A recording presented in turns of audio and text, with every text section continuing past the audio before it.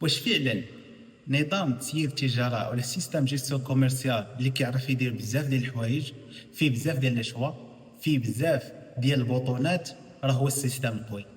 الحقيقه مع الاسف لا.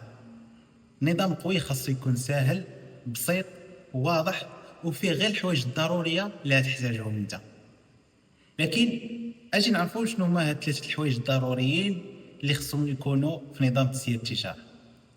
النظام الناجح خاصو يعكس كيفاش كيخدم التاجر. التجاره ببساطه كيفاش كيعرفوها الناس هي البيع والشراء، يعني الشراء زائد البيع، واي حاجه زايده على جوج اقطاب كتبقى حاجه زايده وما غاديش نحتاجوها. اولا الشراء القوام ديالو ببساطه هما لي فورنيسور والموردين ديالي والطلبات والسلعه اللي خديتها من عندهم. يعني هنا خصني نعرف الموردين ديالي، المعلومات ديالهم، نمرة التليفون ديالهم، زائد المعاملات التجاريه اللي درت معاهم، شيفر دافير، لي كريدي الى اخره. وخصني نسجل كل سلعه باش ديما ستوك ديالي يكون واضح.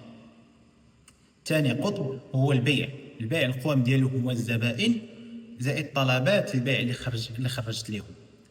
الزبائن خصني نعرف المعلومات ديالهم، نمرة التليفون ديالهم، شيفر دافير، الكريدي اللي كنت كنتعامل بالكريدي، زائد الطلبيات ولا الطلبات اللي خرجت لهم. هنا كنقدر نخدم بالتي بي في ولا تيرمينال بوان فون اللي كيكون مرتبط ما بين باركود سكانير، كيكون لاصق فيه باركود سكانير اي امبريمون تيرميك باش الخدمه ديالي كتكون اسرع واوضح واسهل.